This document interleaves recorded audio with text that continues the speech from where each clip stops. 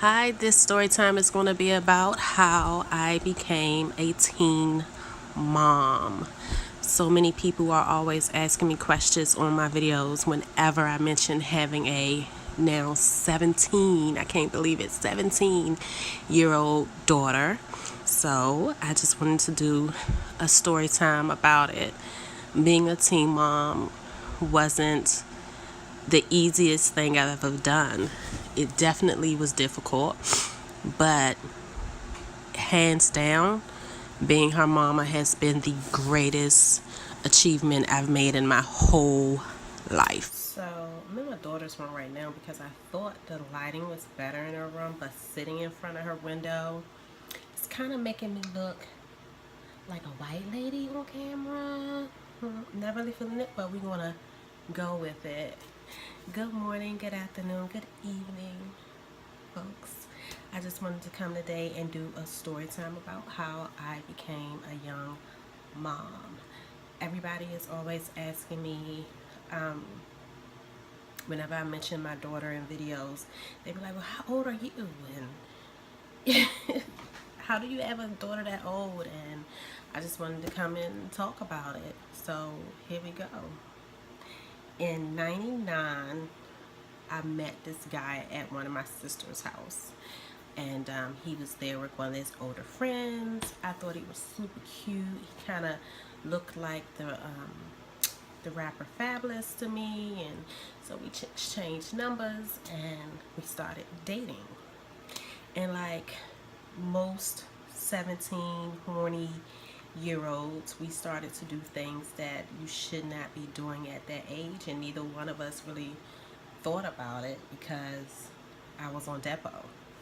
So, and I'm somebody who made sure I was at that depot appointment every 3 months, okay? Because I did not want any kids. I always told myself that I did not want any children when I was younger. And that was because I witnessed a lot of things in my household between my parents that I did not want to give to my children. So I always said, I'm never having kids. I'm never having kids. So I made sure that I was on birth control even before I started to have sex. So we didn't think anything of it. We both graduated high school, different high schools. Um, Before I went away briefly to college, my sister gave me a party, and we were underage drinking, and one thing led to another, and yeah, it was a good night. So I went away to college. I came back on some type of break, and my sister gave one of her friends a birthday party with strippers and drinking, more underage drinking. I know, I should not have been doing it. I wasn't of age, but I did. Can't change it. And the next morning, I woke up so sick. Like, I was so sick, and I did not know what it was. I know one of her friends that was there, they had just got over the flu. So I didn't know if it was that. Another friend had just got over a stomach virus. So that's what I assumed it was. So I went to the emergency room because I had to work the next day. So I said, let me go get some type of medicine for whatever's going on with me today. It was a Sunday. I will never forget this. And I went to Greater Southeast Hospital in DC, and in the emergency room, the way it was set up, before you go in the back, you have to give your urine first, and then you go to the desk where the young lady or man, they ask you, show us information, your address, social, things like that. So while I was at the desk, a nurse came up to me and she said, well, we just ran your urine. Can I ask you some things? And I said, sure. She said, have you been sleeping more? I said, no. Have you been eating more? I said, no. She said, when was your last period? I said, yesterday. She said, are you sure? Yeah, I'm sure. Was it normal? I said, yeah, it was normal. It was heavy. It was horrible. It was a period. She said, well, you're pregnant. I asked her with what? She said, you're pregnant. So I'm one of them people, I have a hot head. I have a very quick temper. It was 10 times worse back then. Mind you, I was 18. So I cussed her out in front of the whole emergency room. I said, you got my pee mixed up with somebody else's pee. And you, you got my pee mixed up with one of these other bras in here pee. That ain't my pee. I ain't pregnant. I'm on depot. You want to see the place where they shot the needle? Like, I just went off. So she ended up giving me another urine. That was positive for pregnancy too. Cussed her out again. She took my blood. That was pregnant. That was positive for pregnancy. I was like, why y'all playing with me? Do somebody I know work here? Did a girl I beat up or something work here? Y'all set me up. I'm on depot. I can't get pregnant. And, you know, I haven't even been having sex. Like, I just got back from school. What you mean? So finally, they took me to the back to a little room, pulled out the sonogram machine, and did the little sonogram on my stomach. And she said, oh. And I said, what you mean, oh? She was like, well, would you like to know what you're having? I said, hold up. I'm pregnant? You got to be lying, because how can you find out what you having so quick? Like, you just told me I was pregnant like 10 minutes ago. And she said, well, you're further along than any of us may have thought. And she turned the screen to me, and it was a baby. It was a whole fetus on the screen. She said, would you like to know what you're having? I said, I might as well. You already ruined my life. And she said, well, it's a girl. And she said, you're exactly 16 and a half weeks pregnant. That's how I found out that I was going to be a mommy at 18. And I said, wait a minute, 16 and a half weeks pregnant. And I start counting back like, what you mean I haven't had sex since like the summertime? How am I pregnant? And I was like, the only person I've had sex with this year was, oh my God. So I was so devastated that I walked back to my sister's house. If you're from the DC area, I'm going to tell you exactly how far I walked. I walked from Greater Southeast Hospital, which is on Southern Avenue, to my sister's house that is a block up from the Big Chair. That's how devastated I was, because I did not want any kids. I was terrified at the idea of having kids. So I'm in college. I hated my school, so I transferred back to a school here. I'm working. How does a baby go fit into all of this? And I walked back and I was crying.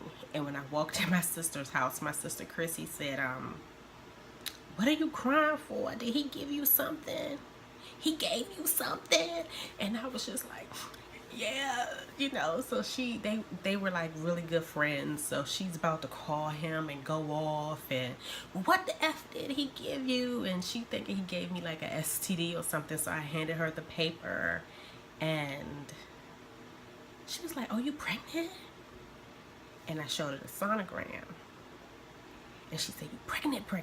So she called him, and she didn't tell him, but she told him he needed to get there to her house soon, and he came really quickly. And I was devastated. I did not know what to do, and he was like, well, we can't have an abortion, you know. We know she's a she, you know, we gotta do this.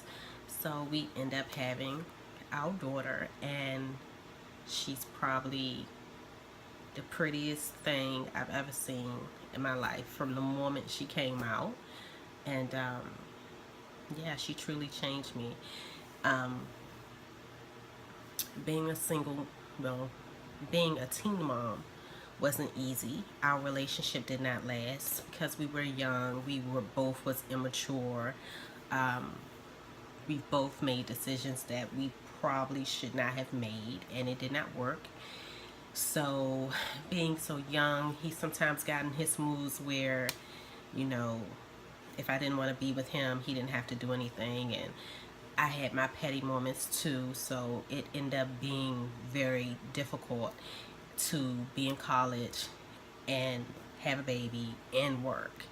and somehow, some way, I found a way to do it all, and it wasn't easy.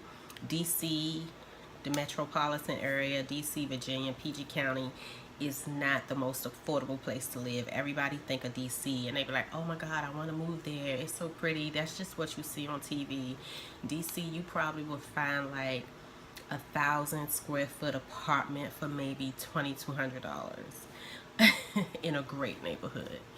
In a not so great neighborhood, you probably can find like a 600 square foot basic butt naked apartment for maybe $1,700 now, depending on where it is. If you're in Southeast, maybe $1,300. It's very expensive. It's always been that way, and I spent years working extra hard because I wanted to give our child everything I did not have. I wanted her, even if we wasn't going to be together, I wanted her to have a sense of family with the both of us. That was very important for me. I wanted her to be able to do everything that her heart's desire. So I worked very hard to finish college. I worked very hard doing jobs I absolutely hated to make sure she ate, and eventually it became too much. It was too much because I had rent, I had utilities, I had a baby, I had car insurance, I had a car note. And how am I going to do all of this making, like, I think back then I was making maybe $15, $16 an hour, I think. So it was very difficult, and that's how I ended up moving to Baltimore. I found a really nice area to live in. And I'm not going to say nice. My first place here was not. I was in the blue light district. If you're familiar with Baltimore, you know what the blue light district is. My very first place, I lived on a street called Alhambra Avenue, and right in front of my bedroom window, it was the blue light. And if you're in a neighborhood with a blue light, that means that's a high crime neighborhood. It's probably drug infested. It's probably shootouts and stuff. And I moved here with my baby. I felt like I had to do it. And I did it because living back home, the last apartment I had back home, I think it was almost $1,500 a month. They just started charging us water. And then they started to make us pay for trash removal. And the funny thing about trash removal is it's not like they come to your house or it's a trash chute. You still got to take your shit to the dumpster. So why do I have to pay for that? But they was charging us that, and I couldn't do it. And I found the place in Baltimore on Craigslist. It came right on time because life was getting hard. I was going to lose my apartment. I told my boss I gotta go check this place out on my lunch break. I think God spoke to me that day that I was gonna like it, because on my way there I went to the bank, I got the money order for my security deposit, and I went and looked at the property. It was a 2-bedroom, 2 full bathroom home with a den in the basement, and it was $750 a month. And I took it, and ever since I made that move, life for my daughter and I has been amazing. She is like, she's the best. Through this whole time, life threw a lot of curveballs at me, as you can see from my TTC videos. I dealt with having aneurysm removed. I had a cancerous tumor removed from my stomach. I had a adenoid tumor removed. Over the last few years, I've had my left tube removed. I have lupus. I've had a lot of medical issues, and through it all, my daughter has been more than my best friend. She's been like that push. So, yeah, the main reason I wanted to do this video is because she's 17, and she will be going to college next August. She'll be graduating high school in May, and I'm losing my shadow. And that might sound a little cheesy, but I don't know how I'm supposed to deal. Like, I'm sorry. I have probably the best kid on the planet. Even though I was a young mom and I totally wasn't prepared for it, I sometimes look at my baby and how awesome she is. Like, she's an honor roll student. She plays sports. She's just so pretty. And I look at her and I say, damn, Gina, how did you do that? You know? And I just, if it was some way God could let you choose what kid would be yours, I would still choose her. She's that perfect. And she's gone with her grandparents for the summer. And this summer, she's been doing that since she was born. Every summer she would go with her grandparents. But this summer, I'm missing my baby. And I think I'm missing my baby because I know that she's about to be leaving the nest soon, and I'm kind of freaking out. You know, a lot of parents don't like to admit that, but I'm admitting it because I'm freaking out. And I think I'm more scared than she is, but I'm blessed that she's looking at colleges that's local. That way I don't have to, I can still be that stalker mom, you know, because I'm a stalker mom. But yeah, if you have any questions regarding my teen mom story, comment below.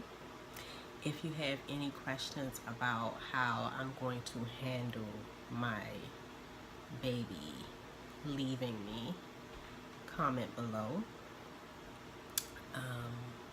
So yeah, so within the next year, you know, her senior year starts next month. You know, a lot of these videos might be drunken videos because I'm gonna have to take some drinks because I'm not ready. I'm not ready. It's usually the kids that's not ready for college, but as a mama, I'm not ready for my baby to go. I'm blessed and I'm fortunate that she has no interest of going out of state. That's something that she doesn't want to do. Thank you, Jesus, won't he do it? But her living on campus and not living with me, that's going to be a drastic change. Not being able to kiss her goodnight every night, like, that's going to be a drastic change. Not being able to come in her room and harass her and have our talks, you know, that's going to be a change for me. And I'm missing my baby already. So if you have any questions, like I said, comment below. Oh, this is my baby. That's my baby. That's my baby. But until later, bye.